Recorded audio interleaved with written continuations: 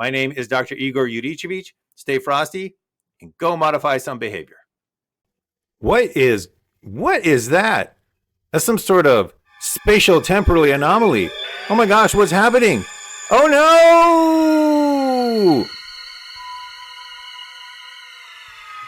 no! We have taken your professor to the future.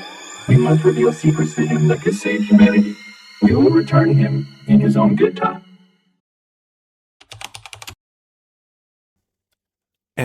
Am I back? What year is it? Am I back home? Oh my goodness. I have so many things that I need to tell you about. So many secrets that were revealed. Just so many things important for the fate of humanity. Oh, wait a second. What's this?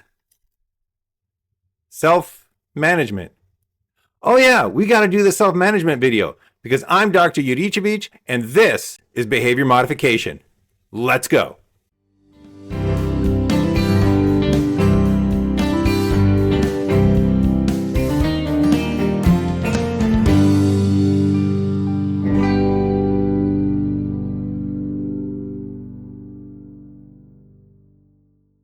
All right, so what we're going to be talking about today is self-management. We are doing a lot of things, learning a lot of techniques about how to manage behavior. And one of the greatest things that we can do is apply that to ourselves so that we can manage our own behavior. So we're going to talk today about self-management. And self-management is defined by Cooper, Heron, and Heward as the personal application of behavior change tactics that produces a desired improvement in behavior. So these are tactics that you can use that are going to produce changes in your own behavior. So it's that, first off, personal application. So it's the modification by an individual applied to that same individual. And these are behavior tactics. So things like using reinforcement, things like using punishment, shaping, fading, prompting, etc. All of those things to produce a desired improvement in behavior. So self-management is only self-management if it produces that improvement in behavior. So it is a functional definition and the desired change in the behavior must happen. Otherwise, you're not doing self-management. So we're going to begin by taking a look at antecedent-based self-management tactics. So this is where you have the manipulation of events or stimuli antecedent to the target or controlled behavior. So these are things that happen before the target behavior, before the behavior that you are trying to self-manage, whether you're trying to increase a behavior or decrease a behavior. Antecedent antecedent-based self-management tactics manipulate events or stimuli that occur before the desired modified behavior occurs. So we're going to take a look at 6 of these antecedent-based self-management tactics. And we're going to start with the first one, manipulating motivating operations.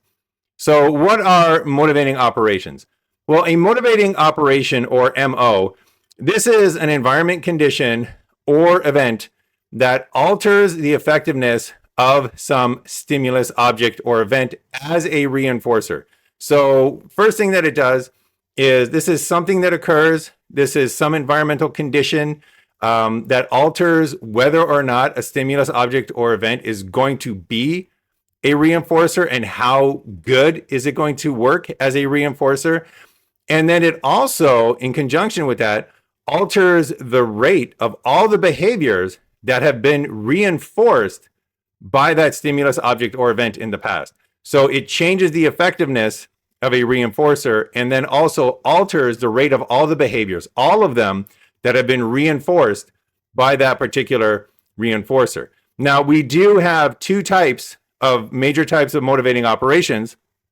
The first one is establishing operations, and this is the EO. So an establishing operation, this is a motivating operation that increases the effectiveness of a reinforcer and increases the current rate of all the behaviors that have been reinforced by that reinforcer in the past. So an establishing operation increases the effectiveness of a reinforcer. On the other hand, an abolishing operation, or AO, this decreases the effectiveness of a reinforcer. So this is the other type of motivating operation where the effectiveness of the reinforcer is decreased, and therefore also the current rate of all the behaviors that have been reinforced by that reinforcer themselves also decrease.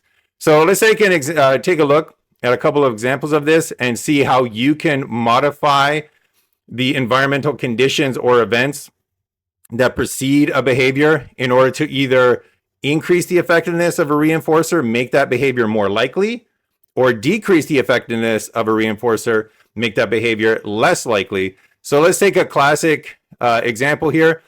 Let's say that we are talking about watching a streaming service. So watching Netflix is the behavior that you want to either change, or is the event that you want to change as an effective reinforcer, either to increase its effectiveness or decrease in its effectiveness. So we have this behavior, this event, streaming a show on Netflix. And if you had spent all day at work and you were managing a heavy workload and you were attending back-to-back meetings and you're mentally drained at the end of the day, you're craving relaxation, in that case, that would be an establishing operation. All of those environmental conditions, all of those stimuli, all of those meetings, everything that had occurred to you, that would be an establishing operation that would increase the effectiveness of streaming a show on Netflix as a reinforcer. And because it increases the effectiveness of streaming a show on Netflix as a reinforcer, it also increases the rate of any behavior that would earn Netflix as a reinforcer. So it increases the rate of behaviors that have been reinforced previously by access to Netflix. So things like finishing up the work that you need to do at your job, things like tidying up quickly and getting home, things like not dilly-dallying, in the lobby of your office or anywhere else. Basically, any behavior that gets you in front of that Netflix show quicker will be more likely to occur. So spending all day at work, not watching Netflix, being mentally drained and craving relaxation, that is an establishing operation that makes streaming a Netflix show more effective as a reinforcer, and thereby anything that can earn that reinforcer, such as getting your work done more quickly, getting home more quickly, that will be more likely to occur because of this establishing operation. On the other hand, the effectiveness of Netflix as a reinforcer can also be decreased. So let's say that instead of spending the entire day at work and you're mentally drained and you're, back-to-back meetings and you're just stressed out and you want to relax, let's say that instead of that, you spent an entire weekend binge watching your favorite show on Netflix, and now you're just kind of burned out on watching TV. You've been in the same position. You've eaten all the junk food. You've binge watched, way too much. And now you're kind of feeling a little bad about yourself, maybe a little bit like, what am I doing with my life? In that case, this is now an abolishing operation. This binge watching the show is now an abolishing operation that decreases the effectiveness of Netflix as a reinforcer, and therefore makes any behavior that is connected or has previously been reinforced by Netflix, that rate of behavior will now decrease. So let's say that you used watching your favorite Netflix show as a reward for cleaning the house. Now that you've been binge watching Netflix all weekend, and that abolishing operation has decreased the effectiveness of Netflix, now if somebody said, oh, hey, you know what? We can watch that another hour of Netflix if you just go clean your bedroom. You'll say, you know what? That reinforcer, because of an abolishing operation, has been decreased in its effectiveness. No, thank you. I'm not going to go clean my room. And that behavior loses its possibility or decreases the possibility that's going to occur because of that abolishing operation of decreasing the effectiveness of Netflix as a reinforcer. All right, so that is one of the first antecedent-based self-management tactics. So it's manipulating motivating operations. So if you want to make a particular behavior more likely to occur, identify its reinforcers, and then use establishing operations to make that reinforcer more effective. If you want to decrease a target behavior, make it less likely to occur. Again, identify those reinforcers and then use abolishing operations to make that reinforcer less effective. All right, so the next antecedent-based self-management tactic that we're going to talk about is provide response prompts. And providing a response prompt is a tactic where you create stimuli that in the future will function as response prompts. These are extra cues and reminders for a particular desired behavior. So one of the classic examples of this is the Post-it note. So if you need to remind yourself to do a task, you can put a Post-it note, like a Post-it note that says, do the self-management lecture. You can put a Post-it note where you know you'll be able to see it and be reminded. And then that will serve as a response prompt for you to do that particular behavior. Another one that I particularly like, it's the response prompt of release tension, set intention. So the behavior is release tension, set intention. And this is from Brendan Burchard. And he has this technique where if you're entering into a new social situation, right? Let's say that you just finished your work shift and now you're going to hang out with your friends. The last thing you want to do is you want to bring back baggage from your workday into this social interaction. You just want to kind of leave it, leave the work at the workplace. Don't bring in that stress. Don't bring in that worry. Don't bring any of that frustration into your social setting. So he has this response, this behavior that he calls release tension, set intention. So basically you calm down your body, you physically kind of do a tension check and relax all parts of your body. And then you set in your mind the intention of what do you want to get out of this new social interaction. Well, that is very good thing to do. However, sometimes you might forget. Sometimes you might not remember to release your tension, set intention, and you might need a response prompt to prompt that behavior. So what he recommends is to use doorways as your response prompt. And anytime that you come across a doorway, simply ask yourself, okay, I'm going to release tension. Now that I see the doorway, that's my response prompt to release tension and then set my intention. And the reason this is effective is because usually when you go into different situations, at some point you will pass through a door. When you go from work to home, usually you're going to pass through a door. You'll probably pass through multiple doors. So you can use this as a response prompt going through a door. And when you see the door, it will remind you to say, oh, hey, wait a second. I'm going to release my tension. I'm going to set my intention, and I'm going to have a much better social interaction. All right, so antecedent-based self-management tactic number 3. And again, this is to things that you can do before a behavior to increase the probability that a behavior that you want to occur will occur, or decrease the probability that a behavior that you don't want to occur will occur. Provide response prompts increases the probability that a behavior will occur. The next one does the same, and this is to perform the initial steps in a behavior chain.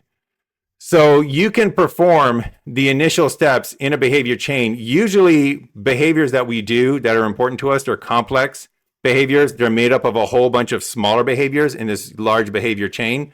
And rather than doing the entire behavior, you can get yourself there by just simply committing to performing the initial step in a behavior chain. And what this does is it makes you behave in a way that ensures that your future behavior contacts that discriminative stimulus, that stimulus that says, in the presence of this behavior, in the presence of this stimulus, the behavior that you're doing has been reinforced. And therefore, it's more likely to occur. And then you move on to the next behavior in the chain. So this is a way of basically getting yourself into the chain so you can get to that discriminative stimulus that works as a prompt to elicit the next step in the chain. So an example of this, if you need to write an essay, let's say that you need to write a 15-page essay, and the thought of writing that 15-page essay is just so incredibly daunting. Just commit to writing the first paragraph. And when you sit down and you write that first paragraph, at the end of the first paragraph, you will then be in the presence of a discriminative stimulus, basically having finished that first paragraph. You'll be in the presence of a discriminative stimulus that says, if you write the next paragraph, you'll be rewarded. You'll get a reinforcer.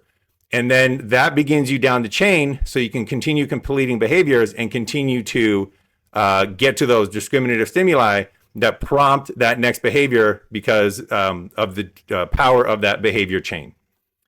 All right, another example of this, something that's near and dear to my heart. If you are trying to get fit and you've decided, you know what, this is the year that I go to the gym. This is the year that I'm going to get fit. This is the year that I'm going to start working out and taking my health, prioritizing my health. This is the time I'm not going to let people walk in front of my screen when I'm recording my exercise videos. Whatever it is, if this is when you want to become fit and you're having a hard time getting to your workouts, beginning your workouts, and you want to increase the probability that you will actually do a workout, one of the ways to do it is to just do the first step in your behavior chain of doing a workout. So you might just say to yourself, you know what, I don't really feel like working out, but let me just get dressed in my gym clothes. Because when you're in your gym clothes, that is a discriminative stimulus that if you work out, you will get rewarded. If you put on a formal evening gown or a tuxedo, that's a discriminative stimulus that says if you work out, you will be punished, right? You're probably going to ruin your nice clothes and people will stare at you at the gym. But you put on your workout clothes, that's a discriminative stimulus that if you work out, you'll get reinforced, makes the workout more likely. Going to the gym location, just physically driving there, that puts you in the position, in the situation where there's a lot of discriminative stimuli that say, yes, I will get rewarded for working out. I'm at a gym, and that is a discriminative stimulus that says you will get rewarded if you work out. You're not at a shopping mall where if you fall to the ground and start doing push-ups, you're not going to get rewarded for working out. So all of these little things just get you into the behavior chain so you can get to that discriminative stimulus that can prompt the next sequence of events in the chain. So just commit to doing that first part of the chain. That's another antecedent-based self-management tactic that you can use to modify your own behavior. All right. Next one in our list of 6 is to remove any items that are necessary for an undesired behavior. So now we're talking about antecedent-based self-management tactics that you can use to reduce a particular behavior. And this is where you're going to alter your environment to make an undesired behavior less likely. So you're going to change your environment before behavior occurs so that it's less likely that that behavior can actually occur. And one of the classic examples of this is if you are trying to eat healthy, one of the best things that you can do is remove all unhealthy food from your house. So you alter your environment, you alter your home to make an undesired behavior, eating bad food, eating unhealthy food, less likely. So if it's not in the house and you have to drive all the way to the donut shop to get yourself some donuts, it is much less likely that you are going to eat that unhealthy food. Dating tips. If you are on a first date, for example, do not sit with a TV in your eye line. So this person here, he's doing a great job. He chose the seat where there is not a TV behind him. So the chances of doing that undesired behavior of not paying attention to your date and occasionally just kind of, shifting your attention and watching that TV, that has been made much less likely because of the environment setup that this person has chose to sit not with that TV in their eye line. And then finally, this one I find very useful. And if anybody is struggling with impulse online purchases, one thing that you can do is you can alter your online environment and you can remove your credit card information from your online retailers. So do not save your credit card information in the actual site for the online retailer. Don't save that information. And then every single time that you want to purchase something, you're going to have to go get your credit card, go enter in that information. And that is altering the environment to make it more difficult to purchase something, which can make that undesired behavior, those impulse purchases, much less likely to occur. All right, we got 2 more of these, 2 more antecedent-based self-management tactics. The next one is to limit your undesired behavior to restricted stimulus conditions. So this one is where you want to decrease an undesired behavior, and you do it by limiting the setting or the stimulus conditions where you engage in that behavior. And this one is quite powerful because you're not getting rid of the behavior. You're not quitting the behavior completely, what you're doing is you're just saying, well, I'm still going to do the behavior, but just in these certain situations or in these certain locations. So, for example, let's say that you have an undesired behavior of checking your phone during work, and it's just gotten to the point where it's distracting. You can't get into the flow. You can't get into the groove. You're trying to write an essay and you just keep scrolling on your phone. Let's face facts. You're not going to give up your phone. You're not going to give up social media. That's a very, very difficult thing to do. However, what you can say is you can say, all right, what I'm going to do is I'm going to make a rule where I'm only going to check my phone during designated break times, or I'm only going to check my phone in a specific location, such as your kitchen or your living room, not your work office, not your workroom. And then during the work hours, you can use the removing items necessary for that desired behavior tactic as well in this. So you can store your phone in a location where you don't have access to it, like put it in a drawer so it's out of sight, out of mind. And then you restrict your phone use, let's say just to the living room and not to your workplace or not to your work office. And then the power of this is that you still get to check your phone. So your reinforcement for that behavior is not eliminated, right? You still get that reinforcement of checking your socials. You still get that reinforcement of browsing online. Whatever it is that checking the phone is reinforcing, you still get access to that reinforcer. However, now because you are only doing it in a specific location, the associations between phone checking behavior and your work area, those start to be decreased. Those start to get weakened. Whereas the associations between phone checking and your relaxing locations, such as your living room, those get strengthened. So what that does is it then makes it in the future more likely that your workplace is going to provide a response prompt for work-related behaviors, whereas your living room is going to provide response prompts for phone-related behaviors, and you're going to break those undesired associations between work and checking your phone. All right, so the last antecedent-based self-management tactic that we are going to take a look at is to dedicate a specific environment for a desired behavior. So this is kind of the flip side of what we just talked about, where we dedicated specific conditions for an undesired behavior. Now we're dedicating a specific environment for a desired behavior. So a classic example of this is if you have trouble falling asleep in your bedroom. Let's say that you have intrusive thoughts in your mind every single time you lie down on your pillow. All of a sudden you're like, oh my gosh, I didn't finish my homework. I got to study for that exam that's coming up, and you just can't get to sleep. If you have trouble falling asleep, one of the things that you can do is you can dedicate a specific environment for that desired behavior. Specifically, dedicate your bedroom for sleep and for sleep only.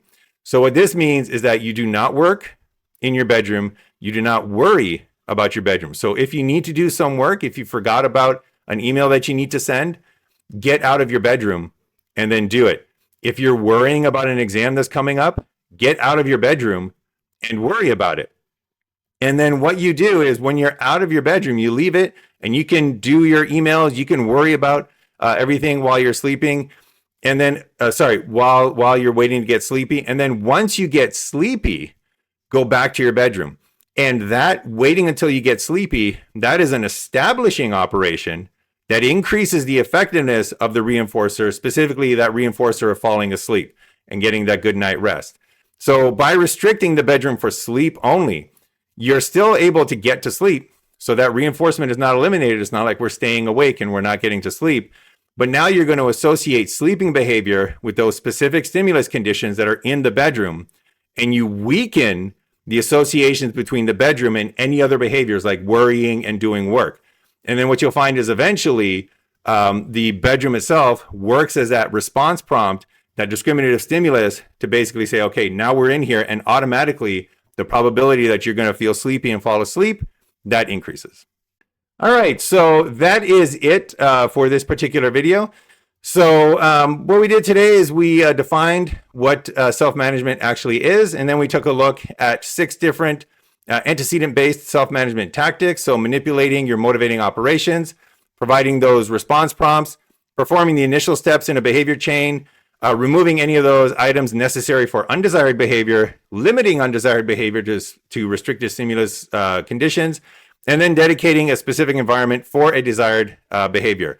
So that's it for today. What we're going to do next time is we're going to take a look at self-administered consequences, both ones to use to increase and to decrease behavior. So here we looked at things you can do before the behavior to increase or decrease its probability. Next time, we're going to take a look at things you can do after the behavior to increase or decrease its probability. And then we're also going to have recommendations for self-administered consequences. But that is it for today. So until next time, stay frosty and stay functional.